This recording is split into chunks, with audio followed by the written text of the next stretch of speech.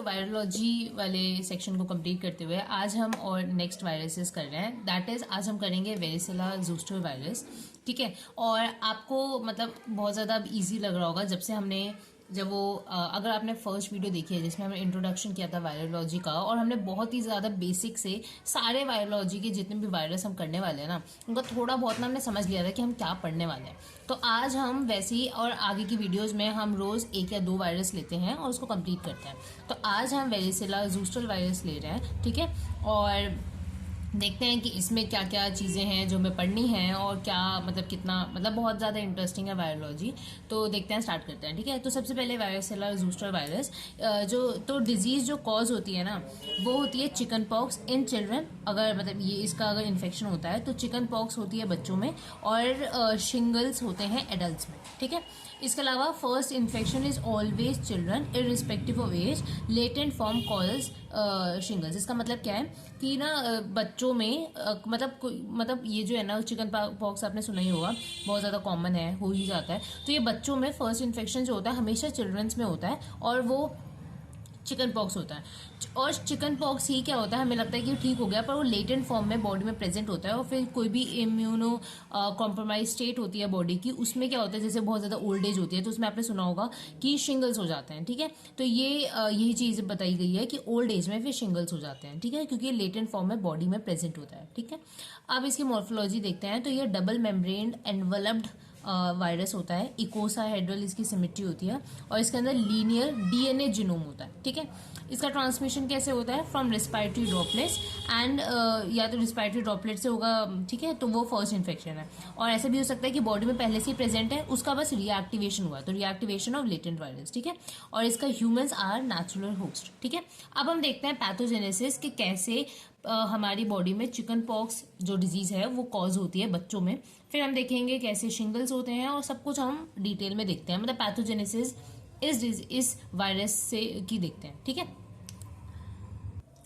तो पैथोजेनेसिस सबसे पहले जैसे मैंने बताया, ये हमारी बॉडी में रेस्पिरेटरी ड्रॉपलेट से एंटर करेंगे वाया ओरोफेरिंक्स, फिर ये ब्लड में एंट्री कर जाएंगे। ब्लड में एंट्री करने के बाद ये अपने हमारे इंटरनल ऑर्गन्स में स्प्रेड हो जाएंगे, और उसकी वजह से हम लोगों को प्राइमरी इन्फेक्शन होगा, जिस डिजीज को कहते हैं चिकन पॉक्स। ठीक है, इसमें हम देखेंगे क्या होता है। इसके अंदर आप सबको पता होगा रैशेज हो जाते हैं, फीवर, मेलेस की कंडीशन होती है, तो वो हम देखेंगे। पर इसमें हम पहले देखते हैं पैथोजेनेसिस कि कैसे ये डिजीज प्रोग्रेस कर रही है। ठीक है, तो प्राइमरी इन्फेक्शन हुआ चिकन पॉक्स, उसके बाद इसको चलो हमने ठीक करवा लिया, ये ठीक है। तो ये इसके बाद ये खुद ही लेटेंट स्टेज में चली जाती है। लेटेंट स्टेज में क्या है, ये मतलब सेंसरी जो गैंग्लिया होता है ना, उसमें जाके लेटेंट हो जाती है। फिर ये रिएक्टिवेट हो जाती है उन लोगों में, या तो उनकी इम्यूनिटी कंप्रोमाइज है, या ओल्ड एज में ये जो वायरस होता है ये वापस रिएक्टिवेट हो जाता है और कॉज कर देता है शिंगल्स। ठीक है, तो ये है इसकी पैथोजेनेसिस। ठीक है, अब देखते हैं इसके क्लिनिकल फीचर्स। तो जो वेरिसेला है उसका जो इंक्यूबेशन पीरियड होता है वो होता है 14 to 21 डेज। इसके अंदर जो फीचर्स आते हैं वो होते हैं फीवर, मेलेस और papular vesicular rash in various stages. ठीक है, तो मतलब इसके अंदर बॉडी में रैशेस बनते हैं जिसके वेरियस स्टेजेस होते हैं। सबसे पहले बॉडी पे मैक्यूल्स आते हैं, उसके बाद वो टर्न हो जाते हैं इन पैप्यूल्स, फिर वो पैप्यूल्स जो होता है वेसिकल्स, और फिर पॉस्ट्यूल्स में टर्न हो जाते हैं। ठीक है, तो आप देख सकते हो कि धीरे पहले थोड़ा ड्राई सा रैश होगा। ठीक है, वो थोड़ा सा बढ़ेगा, बड़े मतलब छोटे छोटे रैश मिलके बड़े रैश बन जाएंगे, पेप्यूल कहेंगे। फिर उसके अंदर फ्लूइड फिल हो जाएगा, उसको वेसिकल्स कहेंगे, और उसके बाद उसके अंदर से पस निकलने लगेगा, उसको पॉस्ट्यूल कहेंगे। तो ये ऐसे ना ऑल्टरनेट मतलब ऐसे वेरियस स्टेजेस से होता है। उसके बाद पॉस्ट्यूल के बाद वो जो है स्कैब फॉर्मेशन हो जाती है, और इसके अंदर इचिंग बहुत ज्यादा सीवियर होती है। मतलब ये जो रैशेज बनते हैं इसके अंदर इचिंग जो होती है बहुत ज्यादा सीवियर होती है। इसके बाद ये जो रैशेज होते हैं ना, इनकी भी एक पेक्यूलैरिटी होती है, वो ये होती है कि जो रैशेज होते हैं वो सेंट्रीपीटल होता है इन डिस्ट्रीब्यूशन। इसका मतलब क्या है कि सबसे पहले वो एब्डोमेन यहाँ होगा, उसके बाद वो ऐसे करके फैलेगा। मतलब क्या है, सबसे पहले वो सेंटर से स्टार्ट होकर पूरी बॉडी में फैलता है। ठीक है, तो यहीं पे ये चीज ही लिखी है, the rashes centripetal in distribution effect mainly trunk, और ट्रंक बहुत ज्यादा मतलब ट्रंक ज्यादा इफेक्ट होता है एज कम्पेयर टू लिम्स। ठीक है, तो पहले सेंट्रीपीटल सेंटर में सबसे ज्यादा रैशेज होते हैं इसको। ठीक है, तो ये होगा। इसके बाद इसकी कॉम्प्लिकेशंस क्या होती है, तो इसमें राइज सिंड्रोम हो सकता है। राइज सिंड्रोम होता क्या है कि किसी को अगर ये चिकन पॉक्स हुआ है, उस इंसान को हमने अगर एस्पिरिन दे दी तो उसके अंदर राइज सिंड्रोम होता है। उसमें क्या होता है, बॉडी पे स्किन रैश आ जाते हैं, एंसेफेलोपैथी होती है, और जो लिवर है उसका डिजनरेशन में लग जाता है। ठीक है, तो ये एक ट्रायड होता है सिंड्रोम का, ये कॉम्प्लिकेशन है हमारे चिकन पॉक्स डिजीज का। ठीक है, इसके अलावा भी और क्या चीज हो सकती है कि इसमें न्यूमोनाइटिस भी हो सकता है, इसके अलावा वायरल इंसेफ्लाइटिस भी हो सकता है। तो ये सारी इसकी कॉम्प्लिकेशंस होती है। इसके अलावा एक और कंडीशन है, जैसे ये तो हो गया बच्चों में चिकन पॉक्स हो रहा है या जो भी नॉर्मल किसी भी एज में चिकन पॉक्स हो रहा है। अगर चिकन पॉक्स प्रेगनेंसी में होता है तो वो और ज्यादा सीवियर होता है, तो उस चीज को भी हम एक बार अलग से पढ़ लेते हैं। तो chicken pox in pregnancy is more severe and dangerous. Infants are also infected. ठीक है, इन्फेंट भी इन्फेक्ट हो जाते हैं।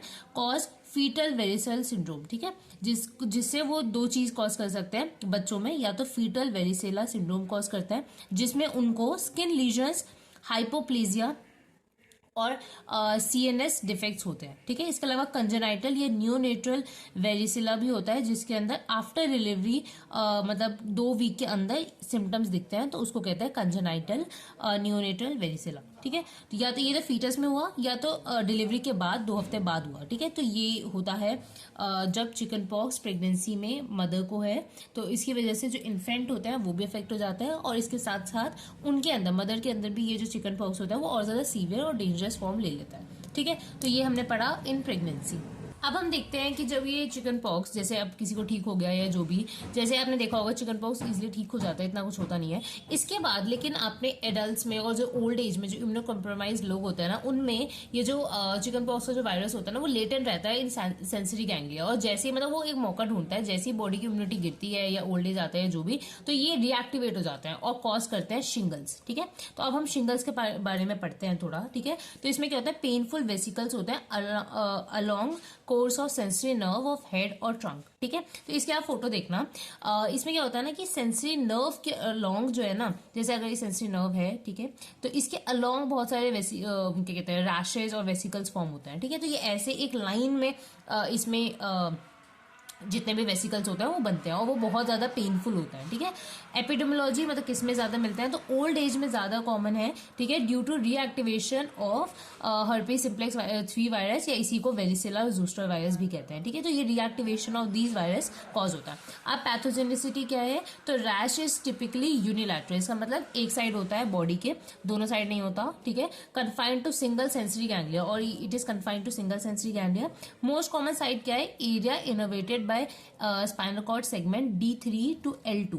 ठीक है, एंड ट्राइजेमिनल नर्व। ठीक है, ऑप्थेल्मिक ब्रांच, तो यहाँ पे ये ज्यादा कॉमन है। तो यहाँ जहाँ पे नर्व्स प्रेजेंट होता है उसके अलोंग ये पेनफुल वेसिकल्स दिखते हैं, और ये मोस्ट कॉमन साइट है शिंगल्स की। ठीक है, इसके अलावा जो रैशेज होते हैं वो हील हो जाते हैं इन अबाउट 2 वीक्स, और इसके अलावा पेन और पैरेस्थीसिया होता है एट अफेक्टेड पार्ट। तो जितने भी जगह पे ये रैशेज बनेंगे, वेसिकल्स बनेंगे, वहां पे नमनेस सी लगेगी, पेन फील होगा, बहुत ज्यादा पेन होता है इसमें। अगर आपने किसी ऐसे शिंगल वाले पेशेंट से आप मिले होंगे तो आपको पता होगा इसमें बहुत ज्यादा पेन होता है। ठीक है, और नमनेस और ये सब होती है, तो ऐसा आपको दिखेगा। ठीक है, इसके अलावा इसकी कॉम्प्लिकेशंस क्या हो सकती है, तो लोअर मोटर न्यूरॉन पैरालाइज हो सकता है, मेनिंजियोएंसेफलाइटिस हो सकता है, और ज़ूस्टर एप्थेल्मिकस, ये 3 इसकी कॉम्प्लिकेशंस है। ठीक है, तो ज़ूस्टर एप्थेल्मिकस मतलब आई इन्फेक्ट हो जाएगा, मेनिंजियोएंसेफलाइटिस मतलब मेनिंजेस और ब्रेन जो है वो इन्फेक्ट हो जाएगा, और या तो लोअर मोटर न्यूरॉन पैरालाइज ही हो सकता है। ठीक है, तो ये है इसकी कॉम्प्लिकेशंस। अब देखते हैं हम दोनों ही डिजीज में जो वायरस है उसको कैसे डिटेक्ट करेंगे। तो उसके लिए हम देख लेते हैं थोड़े लैब डायग्नोसिस। तो उसके लिए 5 लैब डायग्नोसिस है। सबसे पहले फ्लोरेसेंट एंटीबॉडी टेस्ट कर सकते हैं। Diagnosis is usually by characteristic lesion. ठीक है, तो इसके जो शिंगल्स होते हैं उसके बहुत ज्यादा कैरेक्टरिस्टिक लीजन होता है, उसके अलावा वो प्रेजेंट यूनिलैटरल प्रेजेंट है, इसके अलावा पेन हो रहा है, बहुत ज्यादा इचिंग है, मतलब हमारे उसमें क्या कहते हैं जो हमारा चिकन पॉक्स वाले रैशेज होते हैं उसमें बहुत ज्यादा इचिंग होती है ना, तो ये सारी चीजों की वजह से नहीं, वैसे ही कैरेक्टरिस्टिक लीजन होते हैं, तो कभी भी इसके सिम्टम से ही most of the time diagnosis हो जाता है। तो यही चीज लिखी है, diagnosis is usually by characteristic lesions. ठीक है, इसके अलावा smear from vesicle base, smear बनाया जाता है जिसमें multi nucleated giant cell inclusion seen in infected cell. ठीक है, तो इसके अंदर मल्टी न्यूक्लिएटेड जॉइंट सेल्स दिखते हैं। ठीक है, इसके अलावा माइक्रोस्कोपिक एग्जामिनेशन करते हैं, तो वहाँ पे इसमें टंग स्मीयर और गिम्सा स्टेन से माइक्रोस्कोपिकली इनको स्टेन किया जाता है और ये स्मीयर बनाया जाता है। अगर आपको याद होगा ये स्मीयर हमने एक और जगह पढ़ा है अभी ही बहुत रिसेंटली, तो आपको अगर याद है तो मुझे कमेंट सेक्शन में बताना, नहीं तो नेक्स्ट वीडियो में मैं आपको बता ही दूंगी। ठीक है, इसके अलावा गिम्सा स्टेन करते हैं और माइक्रोस्कोपिकली चेक किया जाता है। इसके अलावा वायरस आइसोलेशन किया जाता है। और सम सीरोलॉजी टेस्ट से भी हम इसका पता कर सकते हैं, ठीक है। इसके अलावा इसकी ट्रीटमेंट में हम क्या क्या कर सकते हैं, इसमें हम ट्रीटमेंट के लिए जो इम्यूनो कॉम्प्रोमाइज पेशेंट होता है उसमें हम एंटीवायरस एडमिनिस्टर करते हैं, लेकिन अगर किसी की इम्यूनिटी सही है, कॉम्पिटेंट पेशेंट है, तो उसमें एंटीवायरस नहीं देते हैं, ठीक है। इसके बाद प्रोफ्लेक्सिस क्या होगा, मतलब प्रिवेंशन कैसे होगा, तो वैक्सीन इसके लिए दी जाती है, ठीक है, जिसमें live varicella vaccine was develop by टजा, जो भी ये आप टकाशी इन जापान, ठीक है, इनके द्वारा एक वैक्सीन बनाई गई थी, डेवलप की गई थी, तो इससे एक्टिव इम्यूनाइजेशन किया जा सकता है। इसके अलावा पैसिव प्रोटेक्शन होता है जिसके अंदर वेरिसेला जूस्टर इम्यूनोग्लोबुलिन्स दिए जाते हैं, VZIG, ठीक है, which is prepare from recovered patient, ठीक है।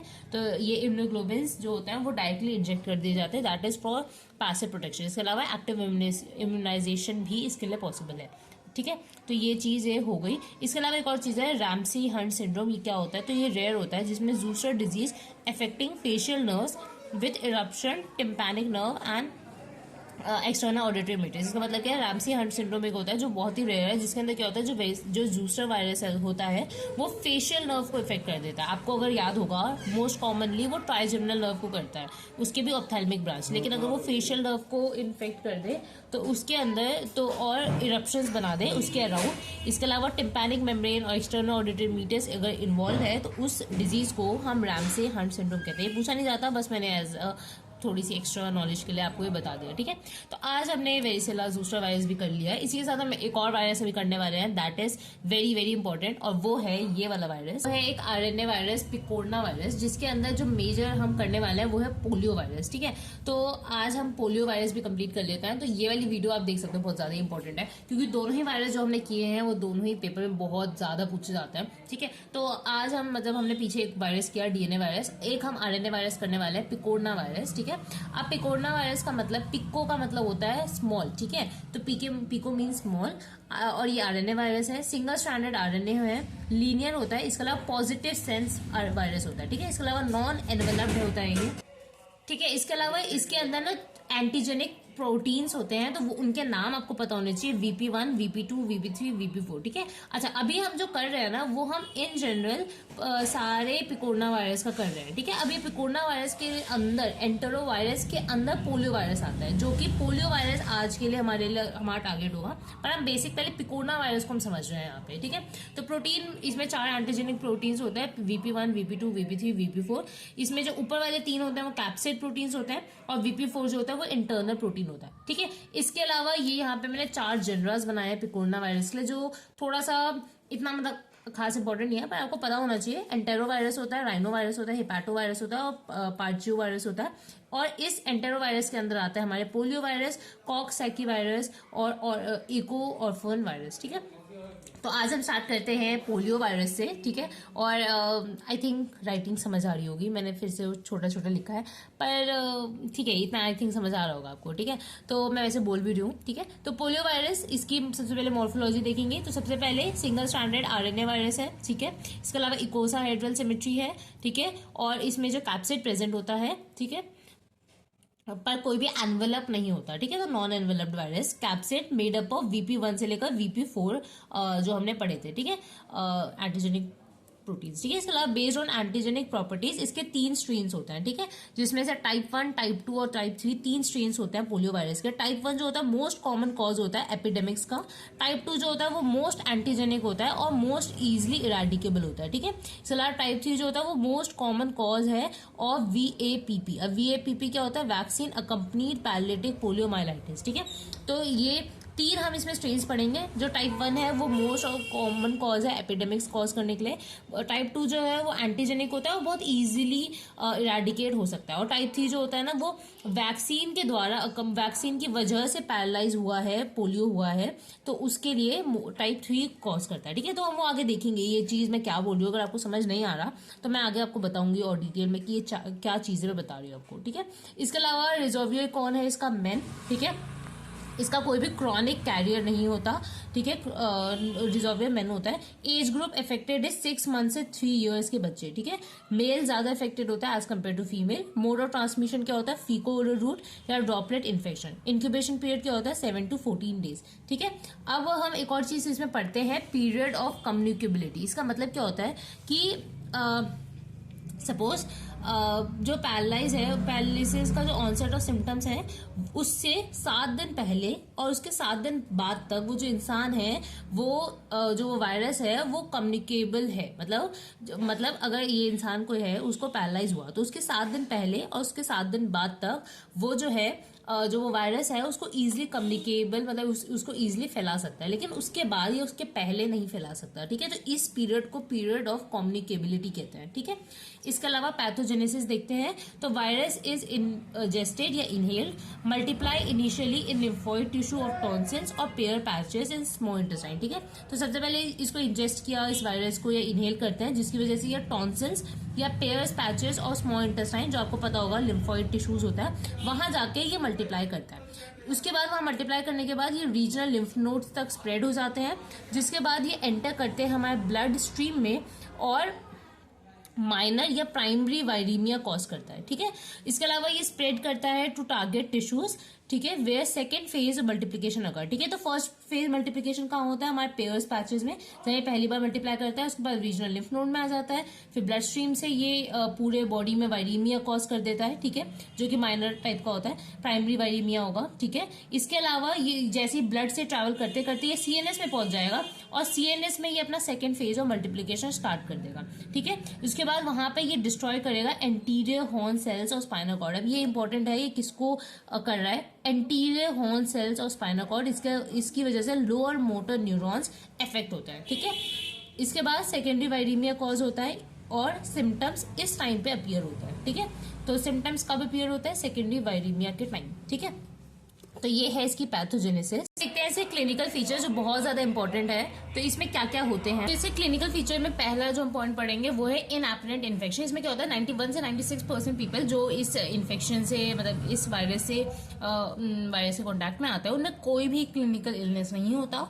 Recognition only by virus isolation और राइजिंग एंटीबॉडी टाइटर्स। ठीक है, तो जब हम इसका रिकॉग्नाइजेशन कैसे होता है कि ये लोग कभी इससे इन्फेक्ट हुआ है, तो ये क्या होता है फीसेज, सीरम, फेरिक्स, इनमें हम चेक करते हैं और आइसोलेट करते हैं। अगर हमें एंटीबॉडीज मिलते हैं तो हमें पता चलता है कि ये इनएपरेंट इन्फेक्शन है जिसके अंदर इनको कोई क्लिनिकल इलनेस नहीं हुई है। ये 91 to 96% पीपल में होता है। ठीक है, इसके अलावा सेकेंड क्लिनिकल फीचर होता है बिकॉज ऑफ प्राइमरी वायरीमिया जिसके अंदर माइनर इलनेस आता है, 4 to 8% में होता है। इसमें जो क्लिनिकल फीचर्स होते हैं वो होते हैं fever, headache, sore throat, मेलेज lasting for 1 to 5 days। ठीक है, ऑल्सो नोन एज ऑब्जर्प्टिव पोलियोमाइलाइटिस। ठीक है, तो माइनर इलनेस को ऑब्जर्प्टिव पोलियोमाइलाइटिस भी कहते हैं, जो कि खुद ही सबसाइड हो जाता है 4 to 8% लोगों में। ठीक है, इसके अलावा नॉन पैरालाइटिक पोलियोमाइलाइटिस होता है जो 1% लोगों में होता है। इसमें क्या होता है, प्रेजेंटिंग कंप्लेन होती है stiffness and pain in the neck and back. Disease manifestation is like aseptic meningitis. ठीक है, तो नॉन पैरालाइटिक पोलियोमाइलाइटिस में क्या होता है, स्टिफनेस हो जाती है नेक और बैक की, और ये बहुत ज्यादा सिमिलर लगता है केस ऑफ एसेप्टिक मेनिंजाइटिस के।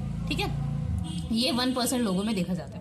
इसके अलावा होता है पैरालाइटिक पोलियो, जो बहुत ज्यादा आपने सुना होगा कि पोलियो से पैरालाइज हो जाता है, तो वो ये चीज है जो लेस देन 1% लोगों में होता है।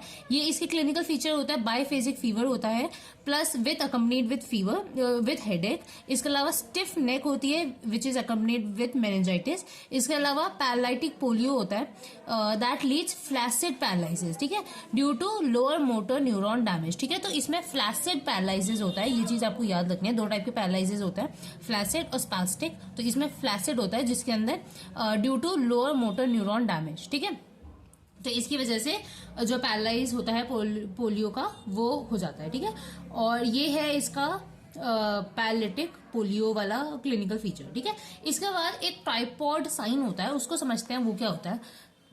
तो ट्राइपॉड साइन जो होता है it is seen in polio when child finds difficulty sitting and sit by supporting hands at the back and by partially flexing hip and knees. तो इसको समझने के लिए मैंने एक छोटा सा डायग्राम बनाया है। इसमें क्या होता है ना, जो बच्चा होता है वो बैठ नहीं पाता तो वो अपने हाथ को ऐसे फ्लेक्स कर लेता है जहां जिस भी चीज पे बैठा है, तो ये ट्राइपॉड साइन होता है। ठीक है, कि वो ऐसे हाथ ऐसे कर रहा है और पैर ऐसे करा हुआ है, तो ये ट्राइपॉड साइन होता है कि वो खुद को सपोर्ट करने के लिए बच्चे को, बिकॉज उसको डिफिकल्टी हो रही है बैठने में, तो वो क्या करता है हैंड्स को ऐसे फ्लेक्स कर लेता है, पार्शली फ्लेक्स कर लेता है हिप एट द बैक, जिसे वो अपने आप को सपोर्ट कर सके, और इस साइन को ट्राइपॉड साइन कहते हैं। ठीक है, इसके अलावा properties of paralysis in polio की, जो पोलियो में जो पैरालिसिस होता है उसकी क्या क्या प्रॉपर्टीज होती है। सबसे पहले डिसेंडिंग टाइप होता है। It means that starting at hip and moving down to distal part of extremities. इसका मतलब डिसेंडिंग मतलब कि जैसे ये इंसान की बॉडी है, तो अगर ये हिप से स्टार्ट हुआ है तो ये डिसेंड नीचे करेगा, तो हिप होगा, उसके बाद मूव डाउन करेगा और एक्सट्रीमिटीज को अफेक्ट करेगा। ठीक है, इसके अलावा एसिमेट्रिकल होता है, मतलब पैची पैरालाइज होता है इसके अंदर। ठीक है, इसके अलावा डीप टेंडन रिफ्लेक्स जो होता है लॉस्ट और डिमिनिश्ड होता है। एट द जो पार्ट पैरालाइज हो जाता है वहां पे डीप टेंडन रिफ्लेक्स नहीं मिलते आपको। ठीक है, इसके अलावा कोई भी सेंसरी लॉस नहीं होता वहां पे, there is no sensory loss. Atrophy of affected leg, जो लेग में या मतलब मोस्टली ये लेग, और आपको पता होगा लेग या हिप जॉइंट पे यहाँ पे इसका अफेक्शन होता है, तो वहां का एरिया जो होता है एट्रोफी में चला जाता है। तो एट्रोफी ऑफ अफेक्टेड लेग और रेस्पिरेटरी इनसफिशिएंसी भी हो सकती है। ठीक है, इसके अलावा मोस्ट कॉमन मसल जो अफेक्टेड होता है वो होता है क्वाड्रिसेप्स। ठीक है, जिसमें पार्शियल होता है। ठीक है, अगर बोले कि पार्शियल पैरालिसिस किस में मोस्ट कॉमनली होता है तो वो होगा क्वाड्रिसेप्स फेमोरिस मसल। ठीक है, इसके अलावा मोस्ट कॉमन मसल अफेक्टेड जिसमें कंप्लीट पैरालाइज हो जाता है तो वो होता है टिबियालिस एंटीरियर। इसके अलावा most common muscle affected in hand, अगर हैंड में पोलियो हुआ है तो मोस्ट कॉमन मसल जो अफेक्टेड होता है वो होता है ओपोनेंस पॉलिसिस। ठीक है, तो ये हो गया कुछ और इसके फीचर्स के बारे में। इसके बाद हम देखते हैं इसका डायग्नोसिस, कि हम कैसे इसको डायग्नोस करेंगे। तो ये बहुत ही सिंपल है। स्पेसिमेन से हम सबसे पहले फाइंड करेंगे। तो स्पेसिमेन में भी क्या, faeces, blood, CSF, throat swaps लेंगे तो इसमें आपको वायरस दिख सकता है।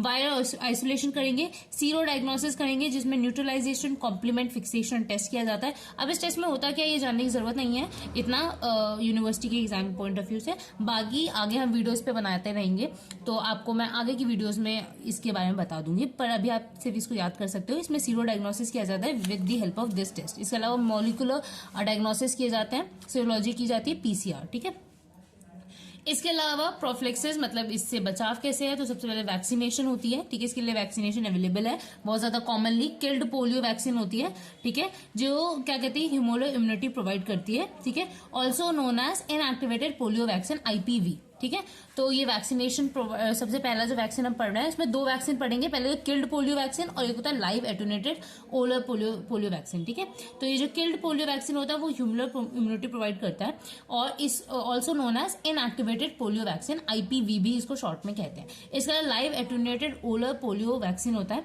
जो लोकल और ह्यूमरल इम्यूनिटी दोनों प्रोवाइड करता है, और इसको ओलर पोलियो वैक्सीन, OPV भी कहते हैं। ठीक है, तो IPV और OPV में फर्क ऐसे आ जाता है कि IPV और OPV में फर्क बताओ। तो IPV होता है किल्ड फॉर्मलाइज्ड वायरस होता है, मतलब किल्ड कर देते हैं, उसके अलावा उसको फॉर्मेलिन के साथ मिला के फिर इंजेक्ट किया जाता है। ठीक है, इसलिए किल्ड फॉर्मलाइज्ड वायरस होता है। OPV जो ओरल पोलियो वैक्सीन होता है वो लाइव एटोनेटेड होता है। इसके अलावा इसमें स्पाइनल कॉर्ड में या इंटरमस्कुलरी इसको एडमिनिस्टर किया जाता है, पर ये जो OPV वैक्सीन होती है उसको मतलब मुंह के द्वारा ही दिया जाता है। इसके अलावा इसमें कोई कॉम्प्लिकेशंस नहीं होती, पर इसमें कॉम्प्लिकेशन होती है। अब अगर आपको ठीक है, यहाँ पे जैसे कैन अकम्पनी कॉम्प्लिकेशंस। ठीक है, तो यहाँ पे हमने कॉम्प्लिकेशन नहीं देखी, पर यहाँ कॉम्प्लिकेशन हो सकती है। ठीक है, इसके अलावा प्रिवेंट फ्रॉम पैरालिसिस ओनली, ये जो है सिर्फ पैरालिसिस ही प्रिवेंट करेगा, पर ये पैरालिसिस से भी प्रिवेंट करेगा, इंटेस्टाइनल री इन्फेक्शन से भी प्रिवेंट करता है। इसके अलावा ये थोड़ा एक्सपेंसिव होता है IPV, पर जो OPV होते हैं वो चीपर होता है। इसके अलावा not as such condition require storage into sub zero temperature. इसका मतलब क्या है, इसको स्टोर करने के लिए ऐसी कोई कंडीशन रिक्वायर नहीं होती, पर जो ये वाले वैक्सीन होता है OPV वैक्सीन, उसको आपको थोड़े बिलो टेम्परेचर में, सब जीरो टेम्परेचर में आपको स्टोर करना पड़ता है। इसके अलावा इसकी लॉन्ग शेल्फ लाइफ है, इसकी शॉर्ट शेल्फ लाइफ है। इसमें कोई भी VAPP अकम्पनीड नहीं है, इसमें VAPP है। अब मैं यही ऊपर कॉम्प्लिकेशन में बताई थी, मैंने आपको पीछे बताया था वैक्सीन अकम्पनीड पोलियो माइलाइटिस। तो वो क्या होता है कि वैक्सीन देने के बाद कि ये इसके अंदर जो live attenuated oral polio vaccine दे, उसके अंदर लाइव फॉर्म में है वो, तो इसकी लाइव है पर वीकेंड है, पर हो सकता है उसकी वजह से ही जो इंसान इन्फेक्ट नहीं हुआ उसकी बॉडी में as a complication polio develop हो जाता है। तो ये इसका कॉम्प्लिकेशन होता है, पर इसमें एज अ कुछ नहीं होता क्योंकि यहाँ पे तो डेड और किल्ड पोलियो वैक्सीन है, तो ये इसकी मेजर कॉम्प्लिकेशन होती है। ठीक है, तो ये हमने आज किया पोलियो वैक्सीन भी, मतलब पोलियो वैक्सीन से रिलेटेड चीजें भी। इसके अलावा पोलियो वायरस भी हमने पूरा अच्छे से किया, पोलियो में किस टाइप का किस टाइप का पैरालाइज होता है वो सब अच्छे से हमने देखा। इसके अलावा हमने पीछे एक शिगेला और शिगेला बोल शिंगल्स बोल रही हूँ, शिगेला नहीं शिंगल्स, ठीक है, शिगेला तो बैक्टीरियल होता है, शिंगल्स और हमने चिकन पॉक्स भी कंप्लीट किया। तो that's it for this video. अगर आपको ये वीडियो थोड़ी सी इन्फॉर्मेटिव लगी तो प्लीज इसको शेयर करना और अपने फ्रेंड्स और के साथ शेयर करो, लाइक करो, सब्सक्राइब करो चैनल को। So that's it for the video, bye guys.